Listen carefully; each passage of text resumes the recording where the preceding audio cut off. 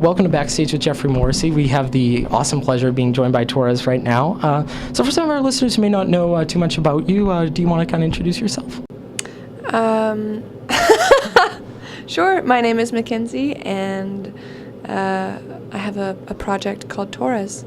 And then it's a really cool name. I know that sometimes if you Google Torres, you get the soccer star right away. But how did you choose the name Torres, and why do you decide to use a different name on stage? I wanted to use a moniker because I thought that it would help me to distinguish for myself between what I'm doing professionally and just who I am day to day personally.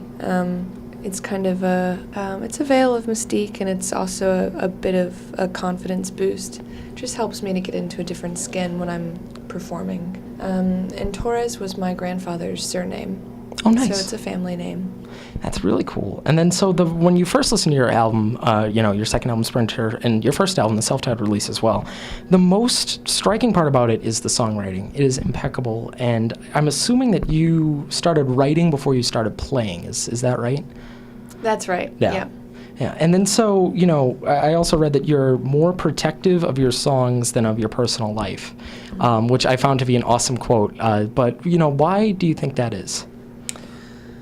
It's because what I'm choosing to present to the world is my songwriting. It's my songs. My personal life. It's my personal life. It is what it is. That's not the part of myself that I'm choosing to give to the rest of the world, or it's not the part of myself that I'm choosing to represent me.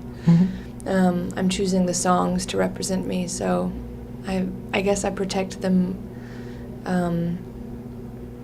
more like I would a child of mine or something, because they came from me. Yeah.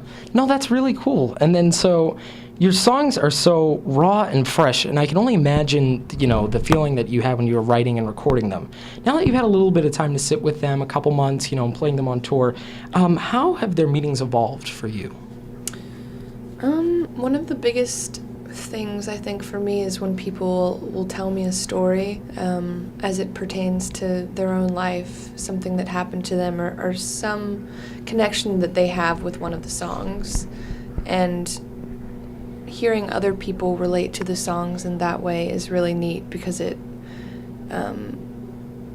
just brings me out of myself, and it causes me to sort of externalize my meaning a bit for these songs, and if that makes sense, it allows me to allow these songs to grow and evolve in meaning because other people are relating to them. And that's kind of one of the most interesting things. When I was doing a little bit of research for this, when you said that you were writing The Exchange, which is a beautiful story, it was, I think the phrase you used is you were afraid it would come off as too self-indulgent because it was so autobiographical, but we've had completely different life experiences, and I'm still very much able to relate to that song and find my own meaning for it. But, it's got to be tough when you write a song like that, because it's 7 minutes, it's a cappella, it's gorgeous, but it's tough to sort of break out live. So, do you ever see yourself playing that song in concert, once or twice? Is that like a dream of yours that you'd be able to sort of do that on stage, or? I've definitely imagined it, but I don't plan on it. Yeah. I've thought a lot about it, and, there may come a day, 40 or 50 years from now, when I decide to do it once. But as of right now, it's not even within the realm of probability for me. Yeah. Well, I imagine it must be tough with some of these songs because they are, so raw. Do you ever find yourself sort of like getting a little bit choked up on stage or something like that just by sort of the intensity of them? I don't, and the reason is because I'm focused on everybody out there. Yeah. It's an extroverted process, whereas, when I'm playing these songs in my bedroom and when I'm writing them, it's an internalized, introspective process. But when I'm on the stage, it's about everybody else. So for that reason, I'm not thinking about, when I'm up there, how the songs are making me feel emotionally. I'm projecting. Yeah. No, definitely. And then so you do a ton of these interviews, and I do feel bad that, sometimes artists have to do like 3 of these a day, but what is something that you wish that reporters like me would ask you? Oh, wow, that's a good question. I wish I had a fun answer for you. I don't know. I always like when people ask what kind of books or films or food or whatever it may be are affecting or making its way into the songwriting, or things like that. What kinds of things inspire the songwriting? That's always fun, but I do get asked that a pretty good bit. Yeah, and I know that Sprinter was heavily inspired from Salinger. What is, I assume it must be sort of like an aha moment when you see something and be like, oh, I wanna work that into a song. Is there like a criteria for that you go, that that this will be worked into a song, whether it be a book or a film or anything like that? Well, I did use a lot of Salinger as in the songwriting, but the Sprinter lyric is actually from Ray Bradbury. But I used a lot of Salinger as well, so it's not totally inaccurate.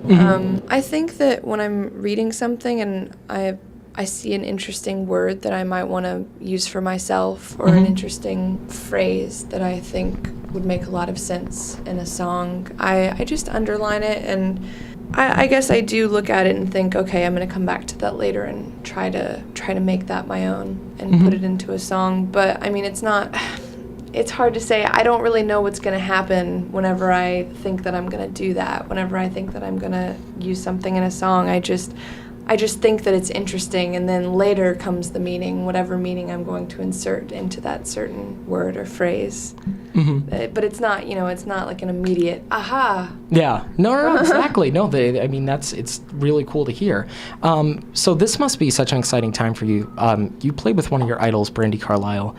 She actually took this stage a couple nights ago, and then you're playing with Garbage tonight, another huge influence for you.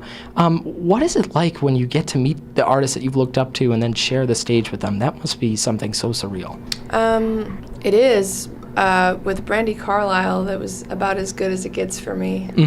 Yeah. She's my total hero and has been for years, and still is.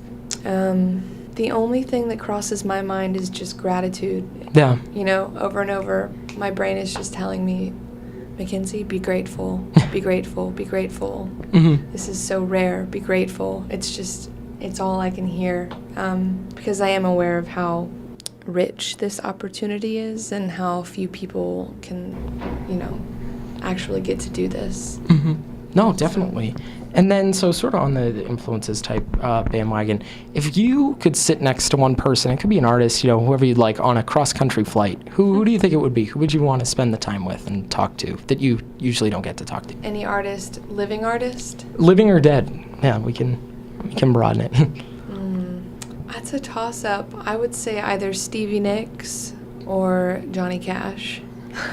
One dead, one living. Well, one could certainly be a possibility. Stevie Nicks, now that you say that, I could so picture that.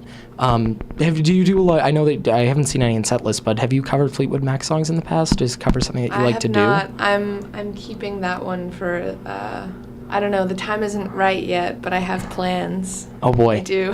That's going to be awesome, out for the third album, hopefully. But, Sprinter has such a different sound than the self-titled release. Is that something that was intentional, or just when you came into recording, this was the product that you got and it just happened to sound different than the self-titled? It was totally intentional. Everything about the record was intentional. And it was also a natural result. The sonic palette is a natural result of what my live show became at a certain point when I was touring the first record. The show it became more aggressive and it became loud, and it just evolved so quickly, and I figured out that I'm a different performer than I initially thought. Yeah, and that must be such an awesome, realization, but it must also come with a lot of work. I see you drinking tea right now. Your voice is so strong and so powerful. How do you keep it, up to that standard? Because there's no way that you can fake it through Strange Hellos. Like, you either have that vocal or you don't, and it's awesome. I drink a lot of hot tea. What's your favorite flavor? Well, right now I'm drinking chai rooibos. Oh, chai. Yeah, That's but I the really best. love jasmine oolong. It's probably my favorite.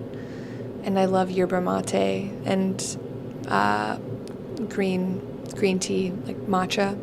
I love green tea with blueberry. That's my favorite. But yeah, so do you think tea is the secret for you, or is it a combination? There's no one secret. It's the tea is really good. I try and keep a really consistent, healthy diet.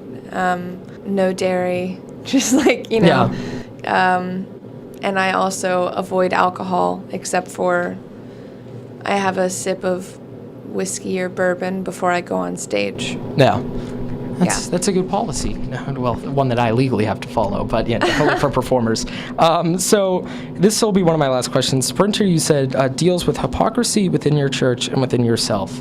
What specific, if you're comfortable answering, specific hypocrisy were you referring to in terms of yourself? Because it seems so honest that one of the reasons why I love reading interviews or listening to interviews that you've done is it's one of the few artists that it actually enhances the music to know what is sort of going into it. Like a lot of times just kind of throw away like, oh, this song is about so-and-so. I'm like, yeah, I could have surmised that. But with you, it's very nice to actually get a window into your world. So what were you thinking about when you by the term hypocrisy? With that song, I was referring to a time in my life, a pretty lengthy time in my life where I was pretty judgmental of friends and peers when I was in high school, and I was not drinking, I was not smoking or partying, and I was just quite straight-laced, but not because I felt like that was the right thing to do, but because I thought that if I did that, then that my soul would be somehow more pure, and that I would end up, well, at the time I just said I thought I would end up in heaven. And it was quite black and white for me at the time. And so I did a lot of judging my friends and, telling them that what they were doing was wrong and that they would regret, the way that they were living. And truth be told, they were just being high schoolers, and I was just too buttoned up. So yeah, that's a bit about where that came from. Very interesting. I'm glad that I got to hear that. And then my last question for you is, who has your ear right now? I'm listening to Portishead a lot. The third record. Okay. It's called Third. And I'm still loving the Kendrick Lamar record that came out this year. Really? Yeah, I'm listening to that a lot. Huh. You could have given me 100 guesses that would have not have been on the list. That's really cool. It's genius. You should give it a listen if you haven't. He's absolutely genius. There's this one artist, I believe she just calls herself Soap and Skin. Yeah, and the song is, oh my God, I don't even know if I'm going to say it right. I'm going to spell it for you. Okay. Mawaljar. Waljar? The song itself sounds quite Middle Eastern. I'm not sure if the woman is or if she's. I have no idea. I'm just obsessed with the song. Well, that's sometimes one of the best parts about music is you don't know why you're drawn to it, but you definitely are. I know that I am, and a lot of our listeners are drawn to your album Sprinter. Speaking of genius records, it's honest, it's brilliant. If you haven't had a chance to listen to it, I cannot recommend it highly enough, and it's been an honor to get a chance to talk with you today and break a leg tonight. Thank you.